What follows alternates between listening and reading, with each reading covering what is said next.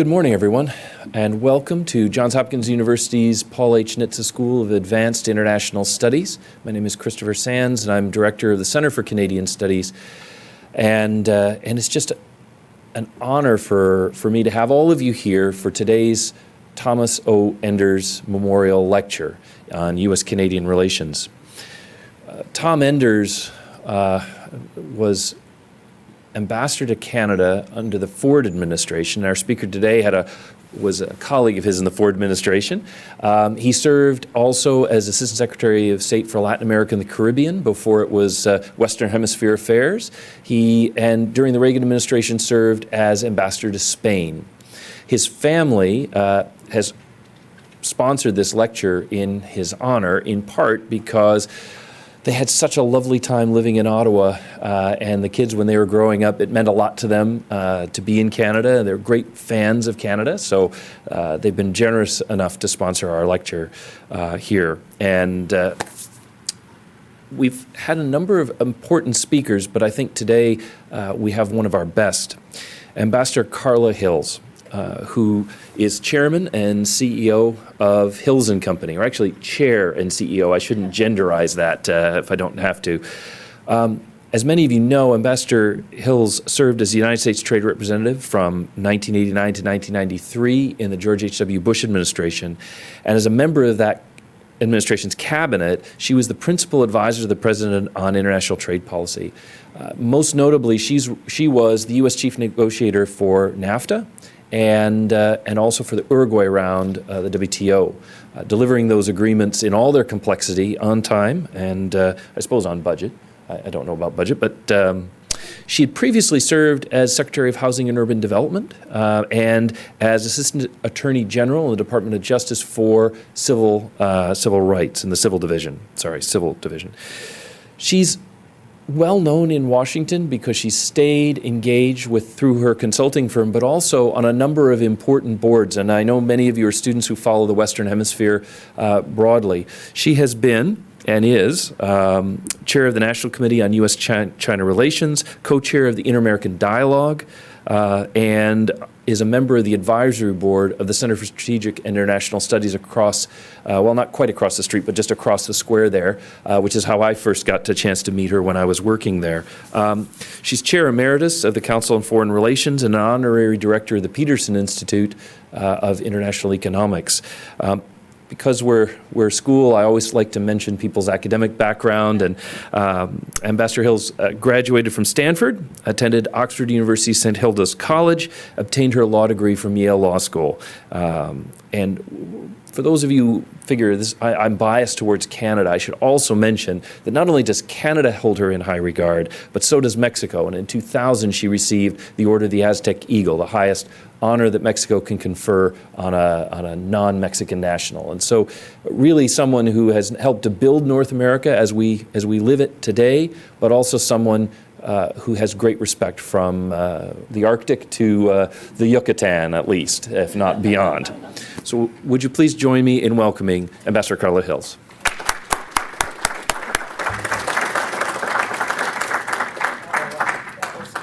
More than generous. No problem. Thank you. Thank you. Well, it's a great pleasure to join you at this talk in honor of Ambassador Enders. As Professor Sands mentioned, I knew him, and he was outstanding, really an outstanding diplomat that we were privileged to have. And I've been asked to talk about our trade arrangements and how they affect our relationships globally, but particularly our northern and southern neighbors. And I don't have to tell you that these are turbulent times, economically, politically, and technologically, and that they are affecting our domestic, our bilateral, and our global relationships. Brexit, the growth of nationalism across Europe, our presidential election in 2016, where both parties both candidates ran harshly against trade, are all signs of the backlash against globalization and trade. Today, economic nationalism is the shorthand term used by many to describe America's current trade policies. And that is an enormous reversal from just a few years back. For the past 70 years, under Democratic or Republican administrations, the U.S. government has worked to open global markets, firmly believing that the free flow of goods, services, capital, ideas, and people were the benefit to countries both rich and poor. And we were a major force in using our diplomatic power to help construct an open trade regime that dramatically improved the well-being of our nation and the rest of the world. Let me say that the economic benefits that flow from open markets are substantial. According to calculations of the Peterson Institute for International Economics, the expansion of international trade and investment that occurred between 1950 and today have increased America's GDP by more than $2 trillion. And our allies benefited substantially as well. Importantly, the economic benefits are also substantial for developing countries. According to studies by Dr. William Klein, when he was at the Center for Global Development, on average, when a developing country increases its ratio of trade by 1%, it decreases its ratio of poverty by an equal percent. And the increase in global trade over the last half century has lifted more than 500 million people out of abject poverty, making it the most effective development tool that we could develop. And reducing poverty by economic opportunities increasing for poor countries is not only a humanitarian effort, but it also creates tomorrow's trading partners. You might call it an act of enlightened self-interest. Also expanding the economic opportunities for poor countries contributes to global stability. For when impoverished nations lack the resources to enforce their laws or to seal their borders, they too often become havens for international crime. And finally, our efforts to expand economic opportunities through trade have increased democracies around the world. In 1946, there were 385 million people living in countries governed by democratic principles. Today, that number is 4 billion. And in spite of these demonstrable benefits from building economic relationships beyond our borders, increasingly, we, as well as others, are turning inward. 3 days after President Trump's inauguration, he withdrew our nation from the Trans-Pacific Partnership, which was to be a template for global trade relations, and he repeated his second key campaign pledge to renegotiate or to terminate the North American Free Trade Agreement known as the NAFTA. And in my view, knowing what the NAFTA accomplished is critical to making a sound decision about its future. Let me give you just a few facts. It was the first comprehensive trade agreement to join developing with developed countries, their economies. And by linking the three economies, it created a huge market, today accounting for roughly $22 trillion and 493 million consumers. It eliminated tariffs on all industrial goods and almost all agricultural products, save for a handful with Canada. It opened up the automotive, textile, and apparel markets with Mexico. And it was the first trade agreement to open a broad range of services, including financial services and banking, and provide national treatment to cross-border service providers, and it removes substantial barriers to investment.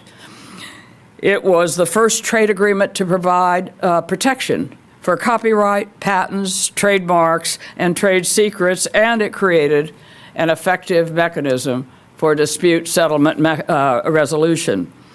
Today, 80% of global trade is conducted through supply chains, and the NAFTA created one of the most vibrant.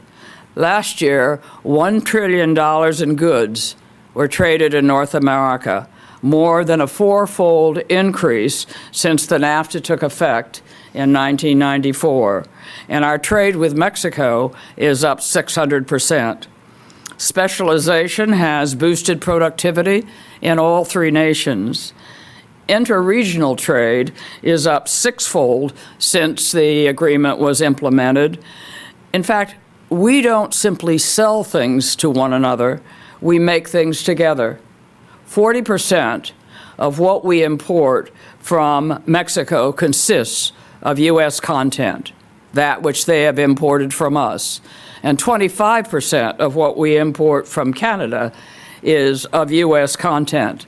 That compares to 4% from China and 2% from Japan. And cross-border investment has also surged. So, in short, America has benefited enormously from the agreement. Today, 14 million U.S. jobs depend on our relationship with Canada and Mexico. Canada is our largest export market, and Mexico is our second largest market. Few people realize that 1/3 of our total global trade is with our two NAFTA partners. According to studies, again by the Peterson Institute, our economy is richer per year by $127 billion as a result of the trade growth created by the NAFTA. And Mexico and Canada benefited as well. The NAFTA rules helped Mexico lock in much-needed economic reforms which boosted investor confidence and created a fully different market than had previously existed. And since Canada and the United States had entered a bilateral free trade agreement in 1989, Canada was already reaping the benefits of a larger free market, but by joining the NAFTA, its benefits increased. And the vibrancy of our economic bonds created by the NAFTA greatly improved our overall relationship with our two neighbors. Too often we forget that in 1970 and the 70s and the 80s, both our neighbors harbored a good bit of anti-American sentiment. In Canada, that sentiment was partly fueled by our involvement in the Vietnam War and its resentment with respect to our negative reaction to its recognition of Cuba and China. And in Mexico, resentment lingered from numerous severe border disputes and our passage of an Immigration Reform and Control Act in the 80s that cracked down on immigration just as the oil prices plummeted and Mexico found itself deeply in debt. This hostility of both receded with the increased vibrancy of our economic relationship and led to collaboration in a number of areas. High-level Canadian and American officials began to meet to discuss North American defense cooperation. Representatives of the North American Aerospace Defense, NORAD, and it expanded to include maritime activities, and the U.S. Northern Command began to cooperate with Canada and Mexico's military in dealing with a range of security issues in and around the region. Today, our three governments work closely together across multiple domains, sharing intelligence. Our collaboration has enabled us to reduce the reach of organized crime and to expedite legitimate commercial flows so that our partners and we can focus on the real dangers of terrorism. Until recently, the three leaders have held yearly summit talks about areas of potential cooperation that could further enhance regional peace and prosperity. In 2006, they created the North American Competitive Council, comprised of senior representatives from the private sector, to provide recommendations on actions the trio could take to strengthen regional competitiveness. The interaction of business leaders created another pillar to uphold and expand the North American partnership. And in addition, state and local officials meet with their counterparts to address issues that affect cities and states. Last year, Arizona hosted the North American Governors and Premiers Summit. And over the past 2 years, in line with the President's pledge, the three governments have engaged in efforts to renegotiate the NAFTA. These negotiations, which concluded in September last year, set forth a proposed agreement of 34 chapters and 12 side letters. And in November last year, the leaders of the three countries signed the agreement. The Mexican Congress has ratified it this past June. Canada is waiting to see whether the Congress will ratify it, and that is a big question. The renegotiation is known in the United States as the United States-Mexico-Canada Agreement, USMCA, not only seeks to update the NAFTA, but it adds new requirements. Now, no one denies that the NAFTA needed to be updated, for much has changed economically and technologically since the agreement took effect in 1994. For example, all three nations will benefit from agreeing to new rules governing cross-border data flows, e-commerce, the export of digital products, all rapidly growing areas that did not exist in 1990. And expanding intellectual property protection to cover the enormous technological innovations that have occurred and will continue to occur is essential to the growth of 21st century economies. Energy trade has multiplied since Mexico's 2014 reforms, and having clear rules governing North American energy trade would benefit all three nations.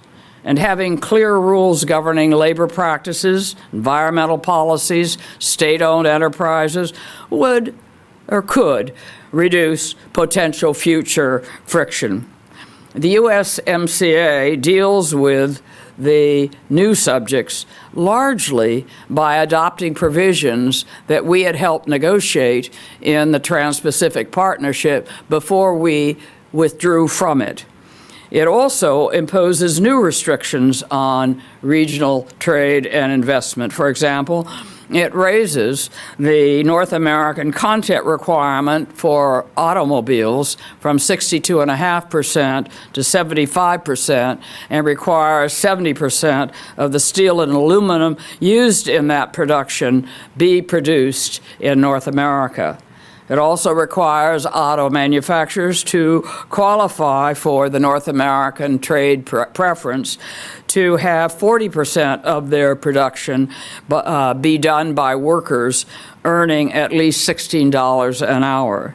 Now, considerable controversy has arisen with respect to these new requirements that affect the auto industry, but also there's controversy with respect to the new sunset provision, which 16 years, 10 years, every 6 years review, and the enforcement mechanisms for labor and environment, and a number of other issues. Critics point out that these new requirements will impose costly regulatory burdens on our tightly knitted supply chains, making them less efficient and less profitable to the detriment of the workers that look to and are involved in those supply chains. And one has to agree that the USMCA provides for more managed trade than the NAFTA, which focused on open trade. However, supporters, even those critical of some of the changes, believe that we need to move forward with the MCA, arguing that our businesses are suffering from the uncertainty that is disrupting their future planning, and it also is affecting their workers. Some 600 business organizations have come out in strong support of the USMCA. And yesterday, the news reported that 12 unions warned